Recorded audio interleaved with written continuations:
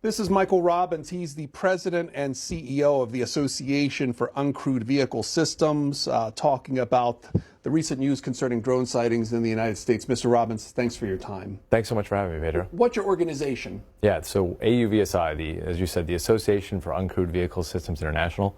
We represent companies that work in the uncrewed system space, so that's the air, ground, maritime domains in both commercial and defense. And we are sort of their voice on Capitol Hill or with the FAA, the administration, the Pentagon, and sort of advocating on their behalf for sensible enabling regulations and for acquisition policy. And it's okay to call them drones, I suppose. Sure, absolutely. So when you hear about this week, or at least the last couple of weeks, about drone sightings in the United States, first and foremost, what the actual news, what went through your mind, and what do you think the public is saying and legislators are saying versus what your folks are saying? Yeah, so we view this as an opportunity to talk to the American people and have a conversation about the beneficial uses of drones, of which there are many.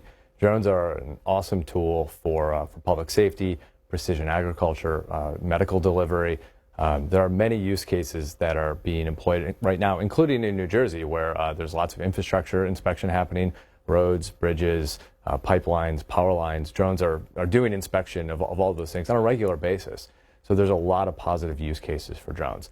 But at the same time, there are some pretty serious gaps in both drone enabling policy as well as in the policies that enable UAS detection and mitigation, or drone detection and mitigation. So we view this as an opportunity to start having that conversation or continue a conversation we've been having with both the American people as well as lawmakers at all levels of government.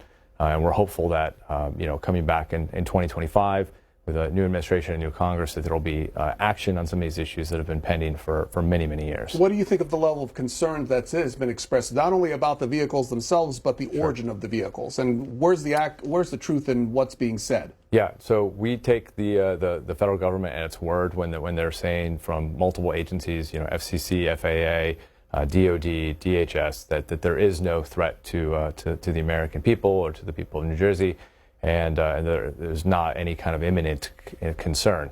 That said, there's every right for Americans to have their opinions on what is happening. I think there's been a lot of misinformation, some of it intentional, some of it unintentional. And I think what we're seeing is that a lot of people are maybe looking up for the first time and sort of paying a little bit closer attention to what's in the sky at night and misidentifying what is maybe a crewed aircraft, maybe it's a star, maybe it's a satellite, and sort of thinking, well, that's there at night, it looks a little different, it's not moving really fast, it must be a drone, and often that's not the case. That's not to suggest that there aren't some legitimate compliant drones operating along the eastern seaboard at night. There are. I mean, there are lots of missions that drones are undertaking compliantly and within the law. But I think what we've seen from the videos posted online, the overwhelming majority of them are either a hoax or just people misidentifying aircraft, and including some very legitimate officials, members of Congress and others, who think they saw something that they misidentified as a drone. What misinformation have you heard?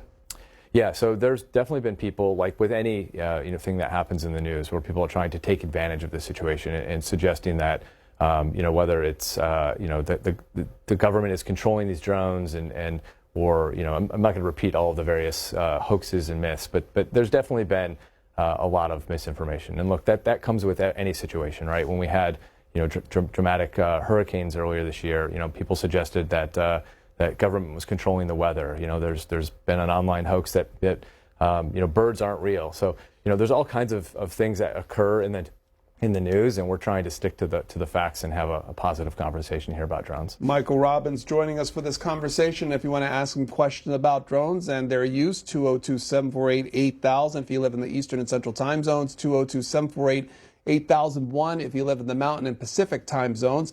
And you can also text us at 202-748-8003 if you want to and you can also post your questions on Facebook and on X. When it comes to oversight of how drones are operated, how much comes from the federal government? Yeah, right now, all airspace is federal. So let's clarify that. So all aircraft, whether it's a drone or a commercial aviation aircraft or general aviation, only federal authorities are regulating those aircraft once they take off. Local state officials do have some say around where they take off and land, with zoning, permitting, and things of that nature. But once the aircraft is airborne, it's entirely federal authority. And so then what branches of the government deal with their regulation or their oversight? Yeah, so it's primarily the Department of Transportation, and more specifically the Federal Aviation Administration, on the safety and operations side. And then on the security side, there's also a role for the Department of Homeland Security. There are, according to, this is from the federal FAA, saying 792,000 registered drones in the United States. This as of October. Amongst them, commercial drones, 397,000, 388,000 recreational drones. It goes on from there. That's a lot, though. Is there enough being done, or there's enough manpower being done to make sure proper oversight is done on how these drones are used? Sure. Well, when it comes to drone policy, I think we can look at it two different ways. I mean, one, there's the sort of enabling regulations. That's what's allowing people to fly in the airspace right now. And I would suggest that the policies that are in place right now are not enough to allow drone operations, particularly on the commercial side, to scale so that people start seeing on a more regular basis all the benefits that come with drones. Whether, again, that's for public safety missions, search and rescue, or providing law enforcement, tactical intelligence, or critical infrastructure, doing infrastructure inspection, using thermal or electrical optical cameras to inspect power lines and pipelines and such. So many great use cases, but a lot of that is limited because the rules for enabling drones to operate at scale are not yet in place. And I think that's part of what this challenge is people are seeing maybe drones and they're like, oh, that drone, should it be there? Because they're not used to seeing them all the time. And when drones become more commonplace, when the rules are in place to allow for drones to, I need an onion for dinner, I'm just gonna order one on my phone and it's gonna be delivered 7 minutes later, instead of having to get in my car and get on our unsafe roads, like when things like these start occurring more regularly, people won't have the same sort of reaction that they have now when they see a drone in the air, particularly at night, because it is still sort of somewhat new and novel, despite the number of drones that are in the airspace. On the other side, Congress hasn't updated the federal authorities for UAS detection and mitigation since 2018. So a long time has passed, more than 6 years since Congress last addressed federal authorities for UAS detection and mitigation. And right now, there's no authority for state, local, tribal, territorial governments at all. So it only resists at the federal level, and even that authority is extremely limited. The Department of Energy, the Department of Justice, the Department of Homeland Security, and the Department of Defense are the only 4 agencies that have that authority. And it's not a standing authority. In order to actually use that authority, they need to get approval at a fairly high level of those different agencies. With the exception, really, of DOE protecting some critical infrastructure, like nuclear sites, as well as the Department of Defense, sort of having airspace awareness around the military bases. There has been a national action plan released by the Biden administration in April of 2022 that has not been acted upon by Congress. There's a bill in the Senate that has a strong support, has passed the Senate Homeland Security Committee. There's a bill in the House that passed the House Homeland Security, but they did not come together to reconcile those bills. As you know, they're leaving town in the next 24, 48 hours or so. And so it looks like it'll be at least, January of 2025 where we have an opportunity to address expanding the authorities for UAS detection and mitigation and potentially delegating some of that authority to state and local governments so that they can have better airspace awareness. I think airspace awareness is key. When you have better awareness of what's actually in the sky and say, oh, that is a drone or that is a commercial aircraft or that is a helicopter, you give people a degree of comfort that's lacking right now. This is Michael Robbins of the Association for Uncrewed Vehicle Systems. He serves as their president and CEO. Our first call is from Susan from New Jersey. Okay, great. Susan, good morning. You're on with our guests. Go ahead. Good morning. Thanks for taking my call. I have a call for Mr. Robbins. Question. If you're having dinner with your family outside, your kids and your grandparents, and a person literally sitting on a drone or a drone who you don't know came and hovered right next to your table, how would you feel? Because I see that coming, and right now I found out that under U.S. law that's totally allowed, and the police would not even be able to make that drone leave. Because in 2016, the FAA took control over all airspace, including the air just above your backyard grass, and there's nothing to stop drones from flying over there. And I live in New Jersey. I spend a lot of time outdoors. I watch the birds. I watch the stars. And I understand the companies you represent are working on dedicated drone corridors to support delivery routes. We all like delivery convenience, but will those routes be over my house? Europe has already figured this out. They have geozones and countries worked out, where industry, local governments, real people, they have an organized system, and drones can't fly over your house unless they get permission. And we don't have that yet. And I think people need to think about, do I want drones over my backyard? How close at all? And to speak out, because right now I think big tech is leading the charge, and our national government is right alongside them, especially with, the Musk-mobile coming to the air near you. So what do you feel about that? Gotcha. Also, Susan, we'll leave it there for our guests to answer those concerns. Yeah, great question, Susan, and certainly, respect the perspective that you're bringing to this conversation, and a very thoughtful question. Currently, whether it is a drone taking pictures of you, or someone using binoculars, or a cell phone camera, or a telephotic lens, all of those have privacy violations. A drone is just a tool, no different than a camera phone that I have in my pocket and that you likely have at home, or binoculars that you have. And if someone is spying on you and invading your privacy, the same privacy protections that protect your home from a cell phone camera are applied to drones as well. So I think you have a little bit of misinformation about what has been said about law enforcement not having any ability to address someone spying on you with a drone. That's not quite right. But I certainly understand the concern. With respect to drone delivery, when a drone is operating for delivery purposes, that drone does not have the same kind of cameras that a drone that would be taking high-resolution photos would have. That drone is typically operating autonomously, or with a remote operator that is sending that drone, and it's just operating its mission. And any kind of cameras it has, it's just for broader airspace awareness and for very limited purpose, and it's not storing that video. So when our member companies are going into communities to launch drone delivery service, they go out of their way to meet with the community and sort of dispel myths and concerns that the community may have. And certainly at times, there is a little bit of trepidation because this is new and people don't necessarily understand what these drones do and what they don't do. But what we have found overwhelmingly is that once drones start working in a community, again, whether it's for delivery or public safety or infrastructure inspection, they are very much welcomed. And in fact, in certain areas of the country, like in North Texas, where drone delivery has really taken off, communities are actually like competing with each other to see who's going to get drone delivery next, because it's such a great convenience to the people who live there. So again, it does take some public education, it does take some awareness, which is why I'm happy to join C-SPAN today. This is Democracy in Action, and having a conversation with folks about what drones do and what drones don't do. So thank you, Susan, for that question. She talked about airspace over houses. Do you have a certain amount of privacy that way as far as the airspace over your house? Sure. So again, all airspace is federally regulated. But again, in the same way that if someone was invading your privacy with a cell phone camera, those same privacy protections would extend to someone using a drone in your invading your privacy as well. Let's hear from Wayne in Pennsylvania. Go ahead.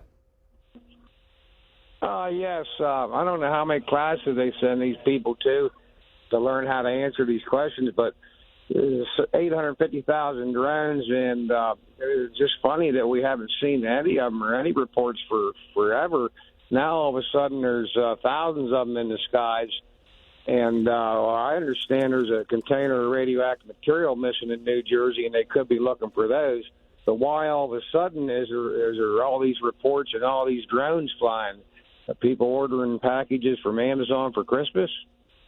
So thank you for that question, Wayne from Pennsylvania. So according to FAA data from about 2023, so it's a little bit dated right now, on a daily basis in New Jersey, for example, there are about 1,400 to 1,500 flights per day. That's a lot of drone flights.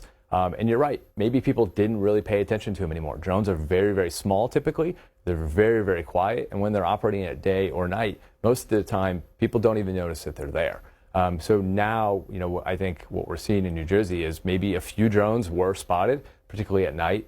The drones that have been identified as actual drones certainly were operating compliantly. They have lighting on them, indicating that they're not seeking to be there secretly, not seeking to be there stealthily. If you were seeking to do some sort of nefarious mission, you wouldn't have navigation lights and strobe lights on your drone. So I think people, to my point earlier, are just starting to maybe look up and pay attention a little bit more. And then clearly there's been a lot of misidentification of other aircraft or stars or satellites as drones when in fact they're actually not drones. And yeah, as you say that, there's a story today in USA Today, the FBI itself getting 5,000 tips on those sightings. What does that number tell you about the level of concern? Yeah, so I had some conversations with federal officials last night. I think they've taken those 5,000 tips and actually narrowed that down to about 100 or so actual leads. So I think that tells you that an overwhelming majority of those sightings were not actually drones, and they've narrowed it down to a much smaller set of actual incidents that they're seeking to investigate. And I think that, again, that speaks to the fact that while there certainly have been some drones and will continue to be drones flying at night, the overwhelming majority of what people think are drones are actually something else. In those conversations with federal officials, what are you asking? What are they saying? Yeah, so asking very same questions that a lot of your callers are asking and that the American people are asking. What is happening? Is it as it seems, which to me, which is that there are a few compliant drones, maybe some uncompliant drones, or is there something larger going on here? And by and large, the overwhelming response has been no sightings of any uncompliant drones. There have been a few compliant drones. Obviously, they're operating, they're doing their missions, and then overwhelmingly, things identified as drones that are not drones. What about other countries? Are they flying these drones? Have you heard anything on that front? You mean here in the U.S.? Yes. I have not heard anything on that front. We are certainly aware of other forms of intrusions into our nation, whether you have individuals seeking to break into military bases. We certainly have a very serious cyber problem that's been well reported in the news. Volt Typhoon, Salt Typhoon, where foreign adversaries are particularly the People's Republic of China are probing our networks into our telecommunications, into our water, into our electrical infrastructure. Those are all very serious problems that we can verify right now.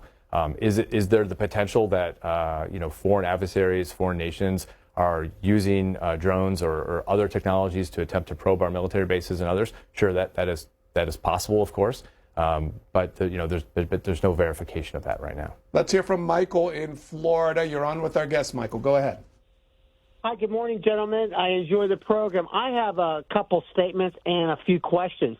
My first statement is I feel that it's an insult to the American public to say that, in general, you look up, you really don't know it's a drone. We're not used to looking up in the sky. I don't buy that. I think that within a day that the federal government could find what these drones are and just not find what they are, where they originated from, and what are they doing. That's my statement. The question is, I hear that they may be looking for radiation exposure. That may be true or not, but I just feel that in general question and a general statement saying that the American public doesn't really know what a drone is. A drone, it flies so slow, or it doesn't have a lot of space when it's going over a certain neighborhood. And the size of these drones, I just feel it's such a downplay to the intelligence of the American population to say that they don't really, usually a public does not look in the sky. They don't really know what they're seeing. I feel that it's a little bit more just because of the actual quantity and the actual size of these drones. What do you think about that? And one more thing. How many deliveries are you doing at 9, 10 o'clock at night? Do we have deliveries going on at that time of the hour? Okay, Michael, thanks. Yeah, great questions, Michael. So I'll address your last question first. There's not a lot happening on the drone delivery side at night, but certainly there are a lot of other missions that are occurring at night, whether it's public safety.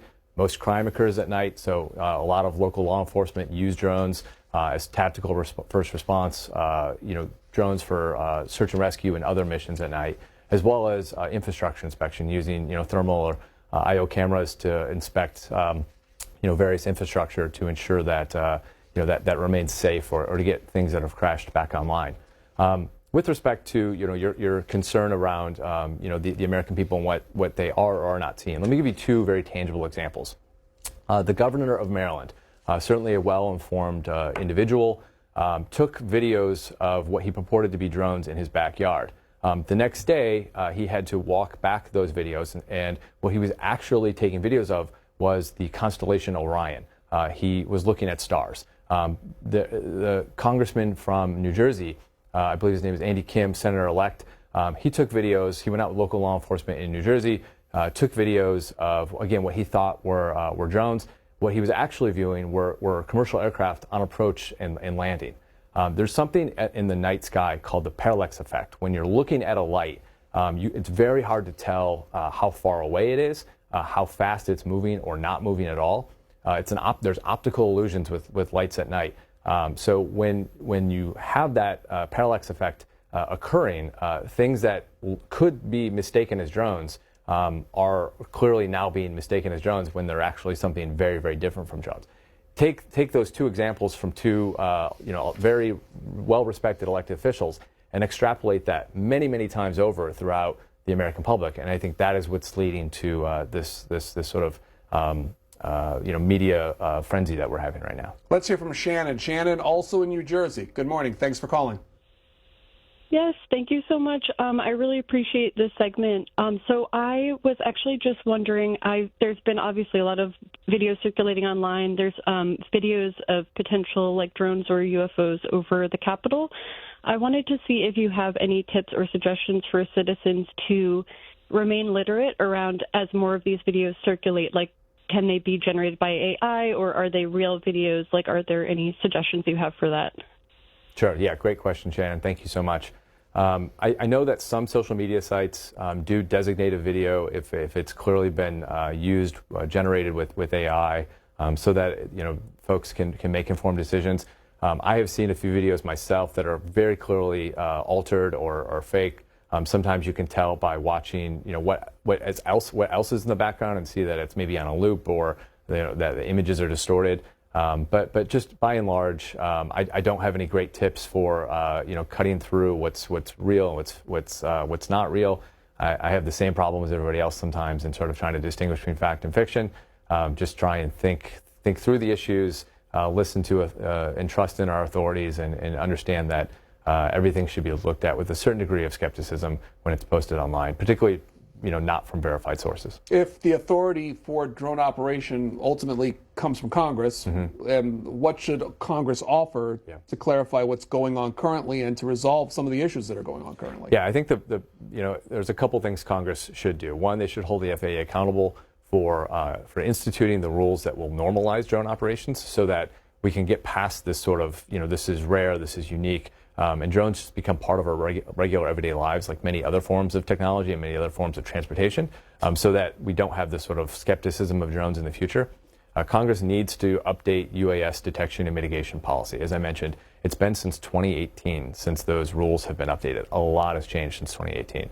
And that is leaving a lot of state, local, federal, tribal, territorial law enforcement leaders really without any kind of tools at all, and relying upon the federal agencies, which have very limited budgets, very limited authority as it stands right now. So those rules need to be updated. And lastly, this is not unique to drones, but as a whole, we are underinvesting and investing in some cases in the wrong things with our national airspace. Whether it's our air traffic control towers, or our air traffic controllers using paper strips to control air traffic the way they did in the 1960s. 95% of air traffic controllers are still controlling air traffic using paper strips in 2024. That's wild. And I think it's indicative of the fact that we're spending a lot of money on our air traffic organization, keeping technology that's decades past its intended use and lifespan still online, instead of investing in new modern technology that would give us much better airspace awareness and would help to provide information. Information is often the key to comfort and understanding. And right now we lack a lot of information because we haven't invested in our air traffic system the way we should be. This is Don from Wyoming. Hello. Hey, good morning, fellows. Enjoying the show.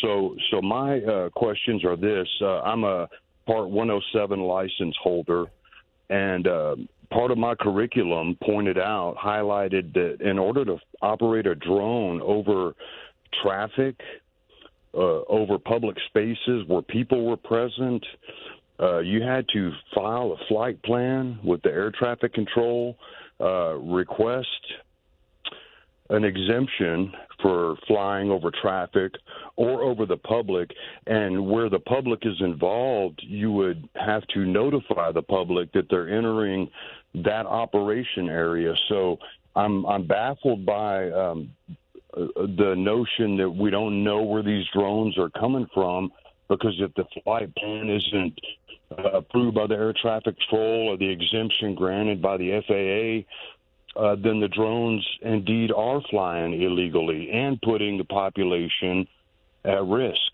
And I'll take the response off the air. Good morning. Thank you, Don. Yeah, Don, first, congratulations on getting your Part 107 certificate. What is that, by the way? Yeah, for those that don't know, that is essentially the license to be able to operate drones in the U.S. beyond sort of just the recreational flying. You're really doing some sort of a service, a commercial drone operation. So congratulations to you.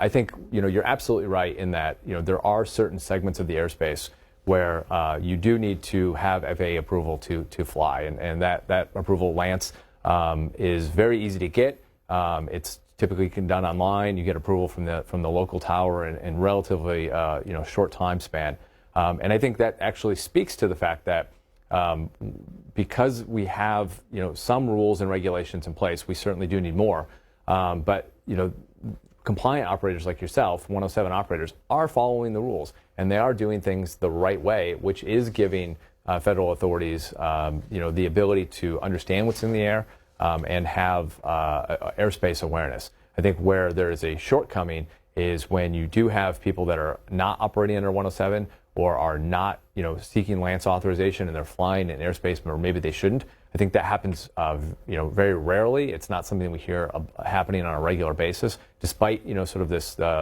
current sort of speculation that drones are doing more than what they really are. In those cases, you do need to have the UAS detection and mitigation technology and policies in place that I've been discussing to give all levels of government, better airspace awareness. AUVSI.org, the website for the Association for Uncrewed Vehicle Systems. Michael Robbins, serving as the president and CEO. Thanks for your time. Thank you, Pedro.